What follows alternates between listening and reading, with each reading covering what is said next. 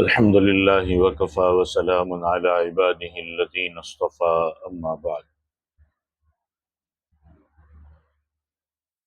سیرت سیریز کا یہ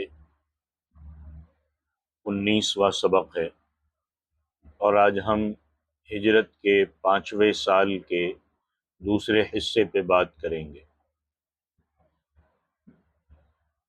سن ہجری 5 کی تمام لڑائیوں میں جنگ خندق یہ سب سے زیادہ مشہور اور فیصلہ کن جنگ ہے، چونکہ دشمنوں سے حفاظت کے لیے شہر مدینہ کے آس پاس خندق کھودی گئی، اس لیے یہ لڑائی جنگ خندق کہلاتی ہے۔ اور چونکہ تمام عرب کے کفار متحد ہو کر اسلام کے خلاف انہوں نے یہ جنگ کی تھی، اس لیے اس لڑائی کا دوسرا نام جنگ احزاب، تمام جماعتوں کی متحدہ جنگ، اس کا نام جنگ احزاب بھی ہے۔ قرآن مجید میں اس لڑائی کا تذکرہ اسی نام کے ساتھ آیا ہے۔ گزشتہ آپ سن چکے ہیں کہ قبیلہ بنو نذیر کے یہودی جب مدینے سے نکال دیے گئے تو ان میں سے یہودیوں کے چند رئیس خیبر میں جا کر آباد ہو گئے، اور خیبر کے یہودیوں نے ان لوگوں کا اتنا اعزاز اور اکرام کیا کہ وہاں پہنچنے والوں کو اپنا سردار مان لیا۔ یہ لوگ چونکہ مسلمانوں کے خلاف غیظ و غضب سے بھرے ہوئے تھے، انتقام کی آگ ان کے سینوں میں دہک رہی تھی، اس لیے ان لوگوں نے مدینے پر ایک زبردست حملے کی اسکیم بنائی۔ چنانچہ یہ تینوں اسی مقصد سے مکہ گئے، کفار قریش سے مل کر کہا کہ اگر تم ہمارا ساتھ دو تو ہم مسلمانوں کو صفحہ ہستی سے مٹا سکتے ہیں۔ کفار تو اس کے بھوکے تھے، فوراً ان لوگوں نے یہودیوں کی ہاں میں ہاں ملا دی۔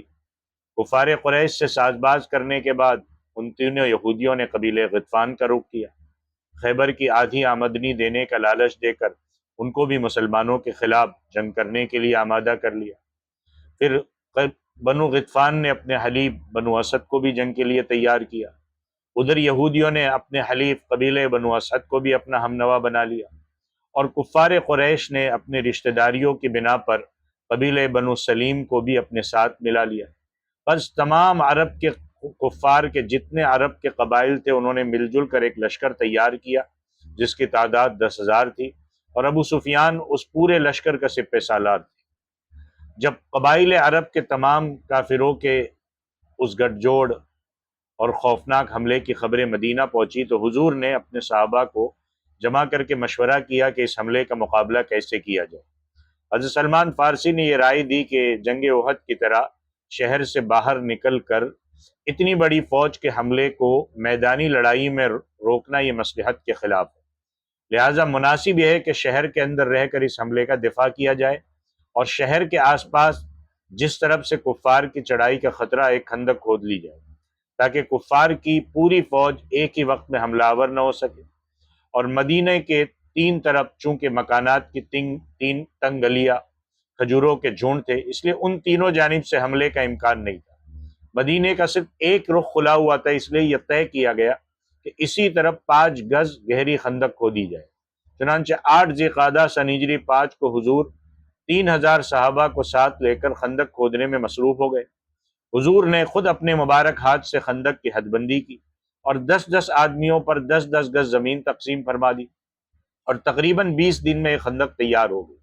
حضرت انس کا بیان ہے کہ حضور خندق کے پاس تشریف لائے، اور جب یہ دیکھا کہ انصار اور مہاجرین کڑکڑاتے ہوئے جاڑے کے موسم میں صبح کے وقت کئی فاقوں کے باوجود جوش و خروش کے ساتھ خندق کھودنے میں مشغول ہے، تو انتہائی متاثر ہو کر آپ نے یہ شعر پڑھنا شروع کیا کہ اے اللہ، بلا شبہ زندگی تو بس آخرت کی زندگی ہے، لہٰذا اللہ تو انصار اور مہاجرین کو بخش دے۔ ہم وہ لوگ ہیں جنہوں نے جہاد پر حضرت محمد کی بیعت کر لی ہے، جب تک ہم زندہ رہے ہمیشہ ہمیشہ کے لیے۔ حضرت براء بن عازب کہتے ہیں کہ حضور خود بھی خندق کھودتے، مٹی اٹھا کر پھینکتے تھے، یہاں تک کہ آپ کے پیٹ مبارک پر غبار کی تہ جم گئی تھی، اور مٹی اٹھاتے ہوئے صحابہ کو جوش دلانے کے لیے اشعار پڑھتے تھے کہ خدا کی قسم اگر اللہ کا فضل نہ ہوتا تو ہم ہدایت نہ پاتے اور نہ صدقہ دیتے نہ نماز پڑھتے، لہٰذا اے اللہ تو ہم پر دلی اطمینان اتار دے اور جنگ کے وقت ہم کو ثابت قدم رکھ، یقیناً ان کافروں نے ہم پر ظلم کیا ہے، اور جب بھی ان لوگوں نے فتنے کا ارادہ کیا ہے تو ہم لوگوں نے انکار کر دیا۔ حضرت جابر نے بیان فرمایا کہ خندق کھودتے وقت اچانک ایک ایسی چٹان نمودار ہو گئی جو کسی سے بھی نہیں ٹوٹی۔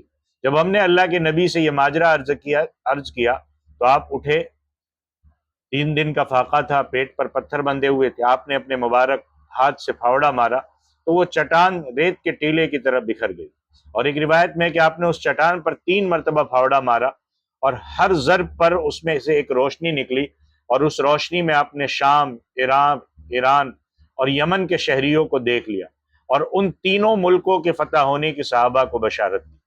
اور نسائی کی روایت میں ہے کہ آپ نے مدائن کسریٰ، مدائن قیصر اور مدائن حبشہ کی فتوحات کا اعلان فرمایا۔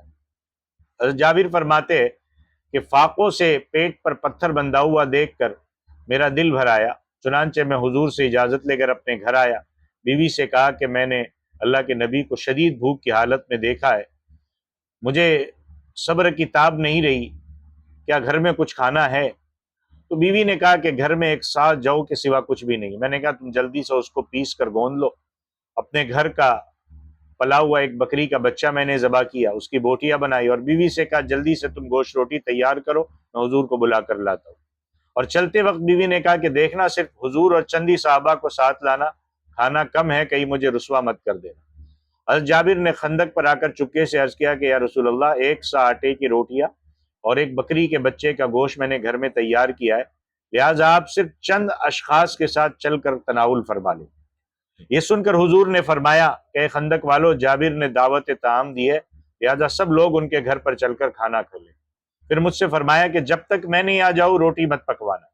چنانچہ جب حضور صلی اللہ علیہ وسلم تشریف لائے تو گوندے ہوئے آٹے میں آپ صلی اللہ علیہ وسلم نے برکت کی دعا فرمائی، گوشت کی ہانڈی میں بھی برکت کی دعا فرمائی، پھر روٹی پکانے کا حکم دیا اور یہ فرمایا کہ ہانڈی چولہے سے نہ اتاری جائے۔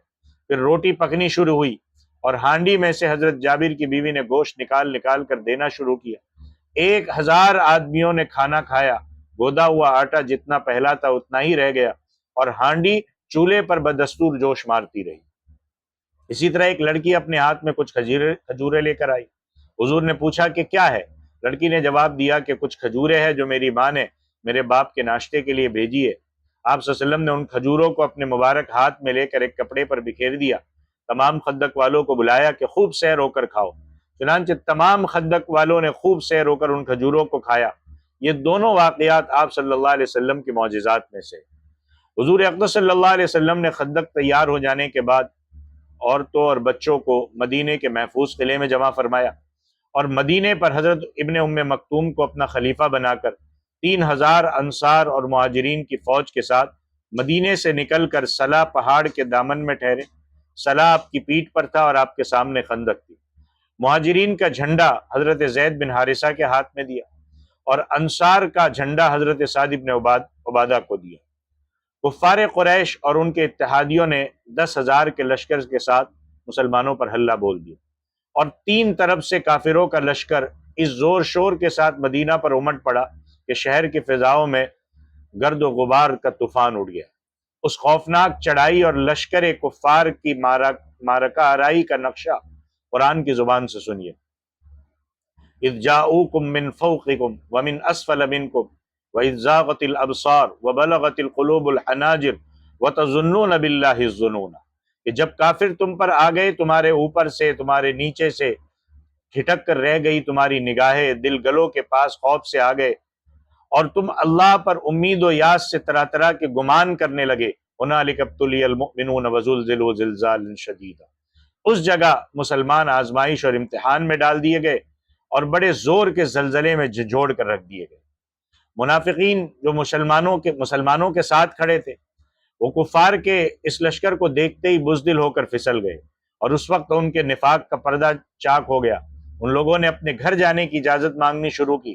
قرآن میں اللہ فرماتا ہے وَيَسْتَأْذِنُ فَرِيقٌ مِّنْهُمُ النَّبِيَّ يَقُولُونَ إِنَّ بُيُوتَنَا عَوْرَةٌ وَمَا هِيَ بِعَوْرَةٍ إِن يُرِيدُونَ إِلَّا فِرَارًا، ایک گروہ منافقین میں سے اللہ کے نبی سے اجازت طلب کر رہا تھا، اور منافق کہہ رہے تھے کہ ہمارے گھر کھلے پڑے، حالانکہ وہ کھلے ہوئے نہیں تھے، ان کا مقصد بھاگنے کے سوا کچھ نہیں تھا۔ لیکن اسلام کے سچے جانثار مہاجرین اور انصار نے جب کفار کے لشکر کی طوفانی یلغار کو دیکھا تو اس طرح سینہ سپر ہو کر ڈٹ گئے کہ صلاح اور روحت کی پہاڑیاں سر اٹھا اٹھا کر ان مجاہدین کی اولو العزمی کو حیرت سے دیکھنے لگی۔ ان جانثاروں کی ایمانی شجاعت کی تصویر قرآن کے صفحات پر دیکھیے۔ اللہ فرماتے وَلَمَّا رَأَى الْمُؤْمِنُونَ الْأَحْزَابَ، جب مسلمانوں نے قبائل کفار کے لشکروں کو دیکھا، قَالُوا هَذَا مَا وَعَدَنَا اللَّهُ وَرَسُولُهُ وَصَدَقَ اللَّهُ وَرَسُولُهُ، کہنے لگے یہ تو وہی منظر ہے جس کا اللہ اور رسول نے ہم سے وعدہ کیا تھا، اور خدا اور اس کا رسول دونوں سچے ہیں۔ وَمَا زَادَهُمْ إِلَّا إِيمَانًا وَتَسْلِيمًا، اور اس نے ان کے ایمان اور اطاعت کو اور زیادہ بڑھا دیا۔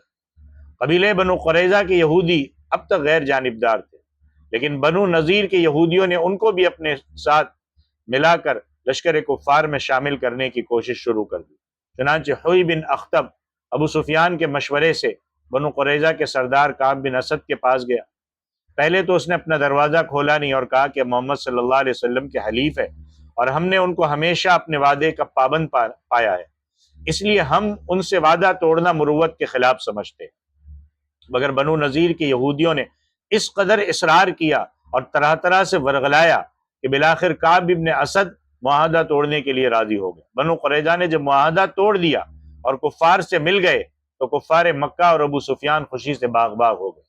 حضور کو جب اس کی خبر ملی تو آپ صلی اللہ علیہ وسلم نے حضرت سعد بن معاذ اور حضرت سعد بن عبادہ کو تحقیق حال کے لیے بنو قریظہ کے پاس بھیجا۔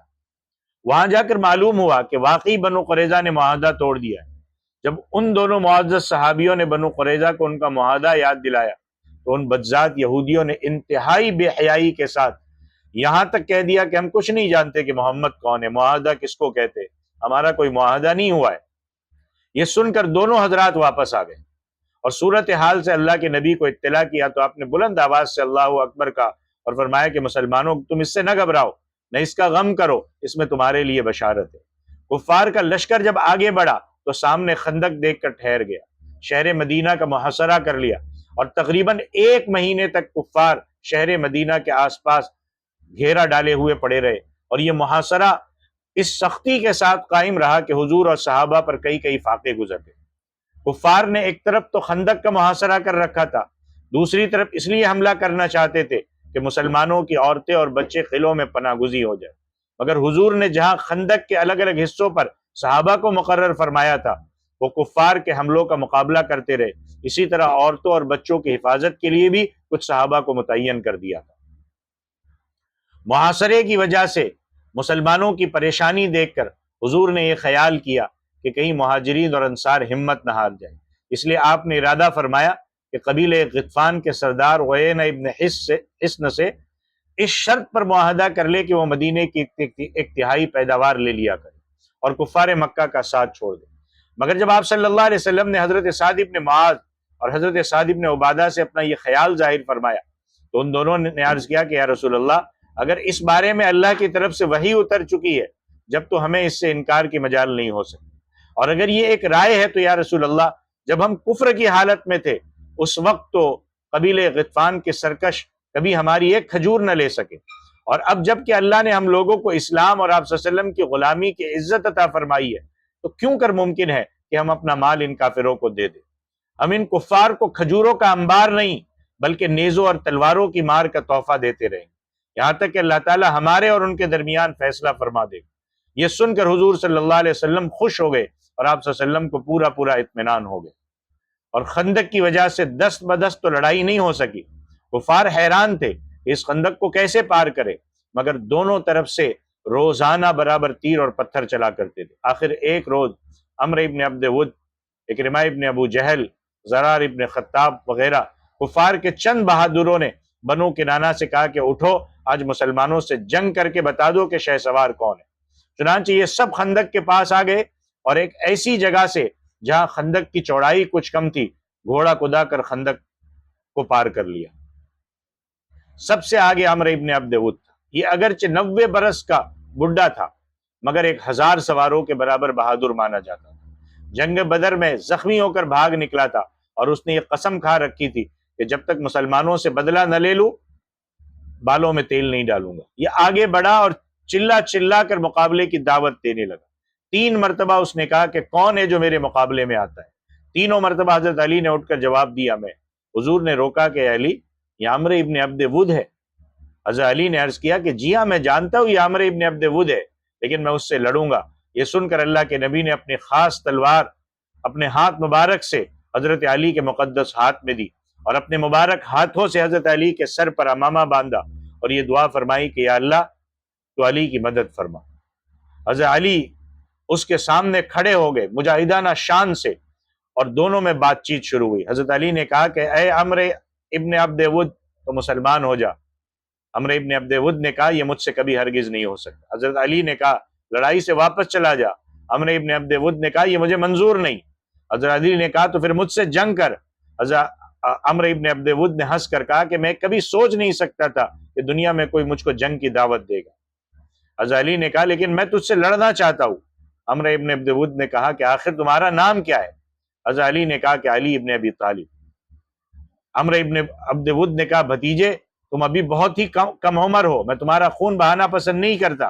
حضرت علی نے کہا لیکن میں تمہارا خون بہانے کو بہت پسند کرتا ہوں۔ عمرو ابن عبد ود خون کھولا دینے والا یہ گرم جملہ سن کر مارے غصے میں آپے سے باہر ہو گیا۔ حضرت علی پیدل تھے اور یہ سوار تھا، اس پر غیرت سوار ہوئی، گھوڑے سے اتر پڑا، اپنی تلوار سے گھوڑے کے پاؤں کاٹ ڈالے، ننگی تلوار لے کر آگے بڑھا اور حضرت علی پر تلوار کا وار کیا۔ حضرت علی نے تلوار کے اس وار کو اپنی ڈھال پر روکا، اور یہ وار اتنا سخت تھا کہ تلوار ڈھال اور امامہ کو کاٹتی ہوئی پیشانی پر لگی۔ بہت گہرا زخم نہیں لگا، مگر پھر بھی زندگی پر یہ نشان آپ کی پیشانی پر یادگار بن کر رہ گیا۔ حضرت علی نے تڑپ کر للکارا کہ عمرو سنبھل جا اب میری باری ہے۔ یہ کہہ کر حضرت علی نے ایسا جچا تلا ہاتھ مارا کہ تلوار دشمن کے شانے کو کاٹتی ہوئی کمر سے پار ہو گئی، اور وہ تلملا کر زمین پر گرا اور ایک دم سے مر کر جہنم میں پہنچ گیا، اور میدان کارزار زبان حال سے پکار اٹھا شاہ مردہ شیر یزدہ قوت پروردگار۔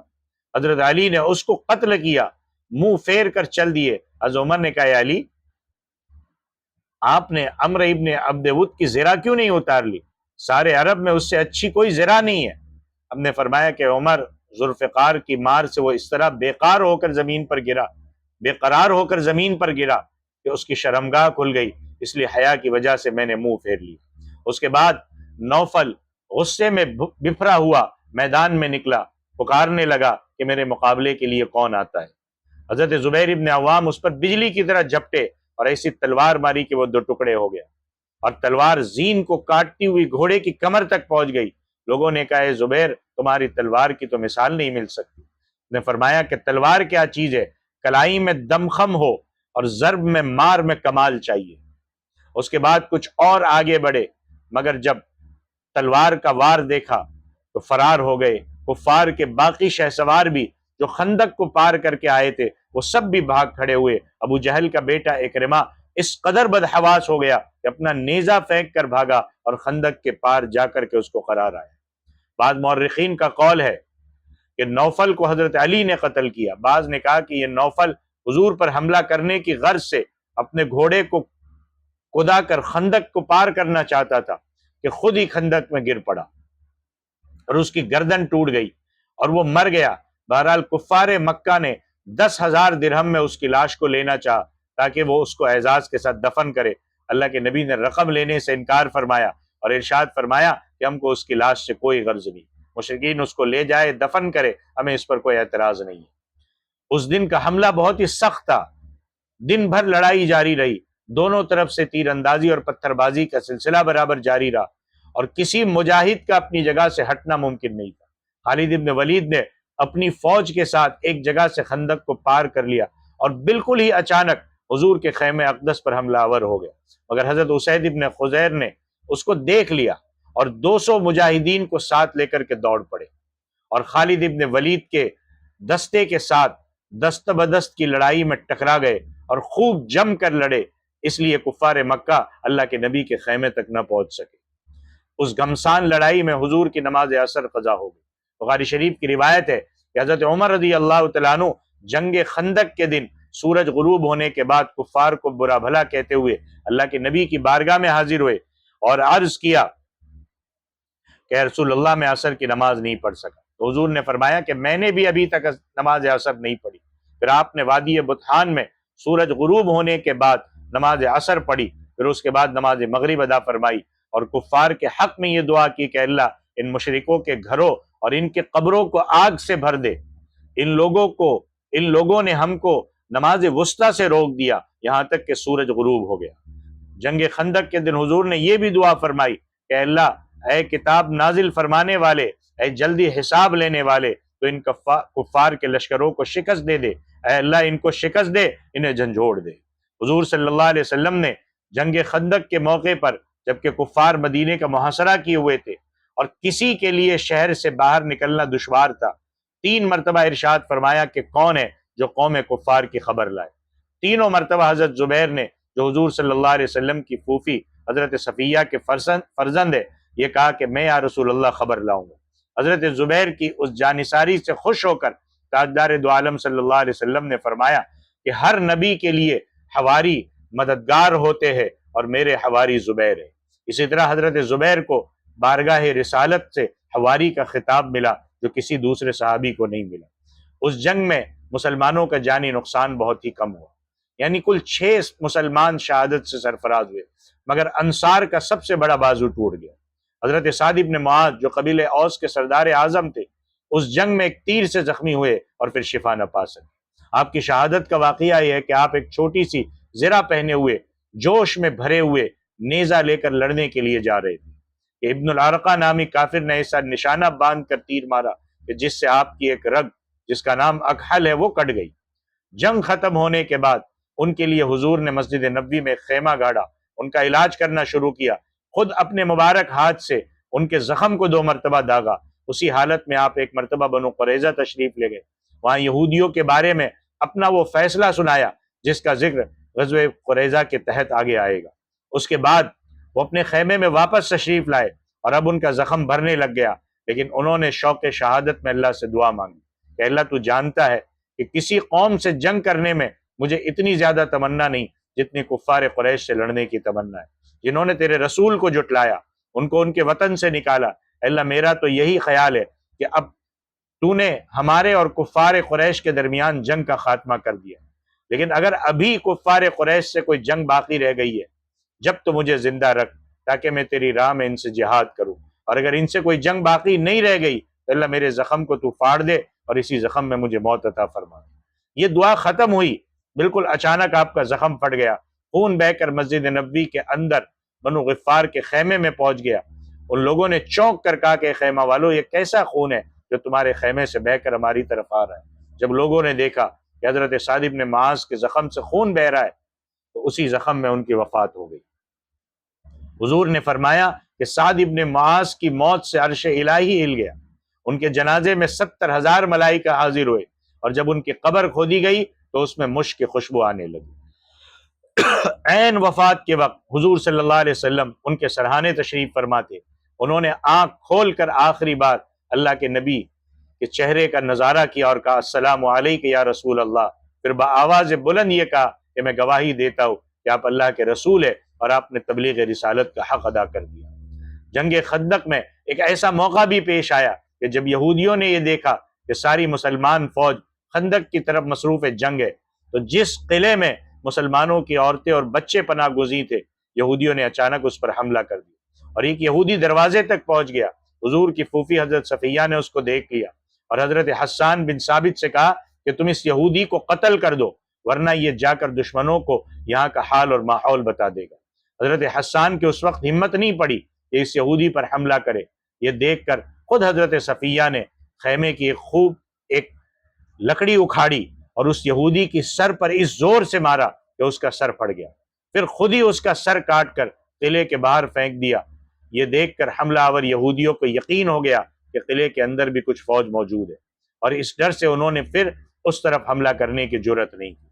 حضرت نعیم بن مسعود قبیلہ غطفان کے بہت ہی معزز سردار تھے، اور قریش اور یہود دونوں کو ان کی ذات پر پورا اعتماد تھا، یہ مسلمان ہو چکے تھے، لیکن کفار کو ان کو اسلام لانے کا علم نہیں تھا۔ انہوں نے اللہ کے نبی کی بارگاہ میں یہ درخواست کی کہ اللہ کے رسول، اگر آپ مجھے اجازت دے تو میں یہود اور قریش دونوں سے ایسی بات کروں کہ دونوں میں پھوٹ پڑ جائے۔ آپ نے اس کی اجازت دے دی، چنانچہ انہوں نے یہود اور قریش سے الگ الگ کچھ اس قسم کی باتیں کی کہ جس سے واقعی دونوں میں پھوٹ پڑ گئی۔ ابو سفیان شدید سردی کے موسم میں طویل محاصرہ، فوج کا راشن ختم ہو جانے سے حیران اور پریشان تھا۔ جب اس کو پتا چلا کہ یہودیوں نے ہمارا راستہ چھوڑ دیا ہے، اس کا حوصلہ پست ہو گیا، وہ بالکل ہی بد دل ہو گیا۔ پھر اچانک کفار کے لشکر پر قہر و قہار، اللہ کے قہر اور اللہ جبار کے غضب کی ایسی مار پڑی کہ اچانک مشرق کی جانب سے ایسی طوفان خیز آندھی آئی کہ دیگے چولوں پر سے الٹ پلٹ ہو گئی، خیمے اکھڑ گئے، کافروں پر ایسی وحشت اور دہشت سوار ہو گئی کہ انہیں فرار کا راستہ اختیار کرنے کے سوا کوئی چارہ نہیں تھا۔ یہی وہ آندھی تھی جس کا ذکر اللہ نے قرآن میں فرمایا کہ ایمان والو، خدا کی اس نعمت کو یاد کرو جب تم پر فوجیں آ پڑی تو ہم نے ان پر آندھی بھیج دی، اور ایسی فوجیں بھیجی جو تمہیں نظر نہیں آتی تھی، اور اللہ تمہارے کاموں کو دیکھنے والا ہے۔ ابو سفیان نے اپنی فوج میں اعلان کر دیا، راشن ختم ہو چکا، موسم انتہائی خراب ہے، یہودیوں نے ہمارا ساتھ چھوڑ دیا، لہذا محاصرہ بیکار ہے۔ یہ کہہ کر کوچ کا نقارہ بجا دینے کا حکم دیا اور بھاگ نکلا۔ قبیلے غطفان کا لشکر بھی چل دیا، بنو قریظہ بھی محاصرہ چھوڑ کر اپنے قلعوں میں چلے آئے، اور ان لوگوں کے بھاگ جانے سے مدینے کا مطلع کفار کے گرد و غبار سے صاف ہو گیا۔ حضور صلی اللہ علیہ وسلم جنگ خندق سے فارغ ہو کر اپنے مکان میں تشریف لائے، ہتھیار اتار کر غسل فرمایا، ابھی اطمینان کے ساتھ بیٹھے بھی نہیں تھے کہ اچانک حضرت جبرائیل بھی تشریف لائے اور کہا کہ یا رسول اللہ، آپ نے ہتھیار اتار دیا، لیکن ہم فرشتوں کی جماعت نے ابھی تک ہتھیار نہیں اتارا ہے۔ اللہ کا یہ حکم ہے کہ آپ بنو قریظہ کی طرف چلے، کیونکہ انہوں نے معاہدہ توڑ کر کھلم کھلا جنگ خندق میں کفار کے ساتھ مل کر مدینے پر حملہ کیا۔ چنانچہ حضور نے اعلان کر دیا کہ لوگ ابھی ہتھیار نہ اتارے، بنو قریظہ کی طرف روانہ ہو جائے۔ حضور نے خود بھی ہتھیار پہن لیے، اپنے گھوڑے پر جس کا نام لہیب تھا سوار ہو کر لشکر کے ساتھ چل پڑے اور بنو قریظہ کے ایک کنویں کے پاس جا کر کے گھوڑے سے اترے۔ بنو قریظہ بھی جنگ کے لیے بالکل تیار تھے، چنانچہ جب حضرت علی ان قلعوں کے پاس پہنچے تو ان ظالم یہودیوں نے حضور کو گالیاں دی۔ حضور نے ان کے قلعوں کا محاصرہ کیا اور تقریباً 1 مہینے تک یہ محاصرہ جاری رہا۔ یہودیوں نے تنگ آ کر یہ درخواست پیش کی کہ حضرت سعد بن معاذ ہمارے بارے میں جو فیصلہ کر دے وہ ہمیں منظور ہے۔ حضرت سعد بن معاذ جنگ خندق میں ایک تیر کھا کر شدید طور پر زخمی تھے، مگر اسی حالت میں وہ ایک گدھے پر سوار ہو کر بنو قریظہ گئے۔ انہوں نے یہودیوں کے بارے میں یہ فیصلہ کیا کہ لڑنے والی فوجوں کو قتل کر دیا جائے، عورتیں اور بچے قیدی بنا لیے جائے، اور یہودیوں کا مال اور سامان مال غنیمت بنا کر مجاہدوں میں تقسیم کر دیا جائے۔ حضور نے ان کی زبان سے یہ فیصلہ سن کر ارشاد فرمایا کہ یقیناً تم نے ان یہودیوں کے بارے میں وہی فیصلہ سنایا جو اللہ کا فیصلہ ہے۔ اس فیصلے کے مطابق بنو قریظہ کی لڑاکا فوجیں قتل کی گئی، عورتوں بچوں کو قیدی بنا لیا گیا، ان کے مال اور سامان کو مجاہدین اسلام نے مال غنیمت بنا لیا، اور اس شریر اور بدعہد قبیلے کے شر اور فساد سے ہمیشہ کے لیے مسلمان پرامن ہو گئے۔ یہودیوں کا سردار حوی ابن اخطب جب قتل کے لیے مقتل میں لایا گیا تو اس نے قتل ہونے سے پہلے یہ الفاظ کہے کہ محمد، خدا کی قسم مجھے اس کا ذرا بھی افسوس نہیں ہے کہ میں نے کیوں تم سے دشمنی کی، لیکن حقیقت یہ ہے کہ جو خدا کو چھوڑ دیتا ہے خدا بھی اس کو چھوڑ دیتا ہے۔ لوگوں، خدا کے حکم کی تعمیل میں کوئی مذائقہ نہیں۔ بنو قریظہ کا قتل ہونا یہ اللہ کا حکم تھا، یہ تورات میں لکھا ہوا تھا، یہ ایک سزا تھی جو اللہ نے بنی اسرائیل پر لکھی تھی۔ یہ حوی بن اخطب وہی بد نصیب ہے جو مدینے سے جلا وطن ہو کر خیبر جا رہا تھا تو اس نے یہ معاہدہ کیا تھا کہ اللہ کے نبی کی مخالفت پر میں کسی کی مدد نہ دوں گا، اور اس عہد پر اس نے خدا کو ضامن بنایا تھا، لیکن جنگ خندق کے موقع پر اس نے اس معاہدے کو توڑ ڈالا۔ یہ آپ سن چکے ہیں کہ اس ظالم نے تمام کفار عرب کے پاس دورہ کر کے سب کو مدینہ پر حملہ کرنے کے لیے ابھارا، پھر بنو قریظہ کو بھی معاہدہ توڑنے پر اکسایا، پھر خود جنگ خندق میں کفار کے ساتھ مل کر لڑائی میں شامل ہوئے۔ یہ تھی غزوہ خندق، اور اسی سال حضور صلی اللہ علیہ وسلم نے سن ہجری 5 میں حضرت زینب بنت جہش سے نکاح فرمایا، اسی سال مسلمان عورتوں پر پردہ فرض کر دیا گیا، اسی سال حد قذف یعنی کسی پر زنا کی تہمت لگانے کی سزا اور لعان اور زہار کے احکام نازل ہوئے، اسی سال تیمم کی آیت نازل ہوئی، اسی سال نماز خوف کا حکم نازل ہوا۔ یہ تھا سن ہجری 5 میں ایک اہم غزوہ خندق کی تفصیلات۔ جزاکم اللہ خیرہ۔ السلام علیکم ورحمۃ اللہ۔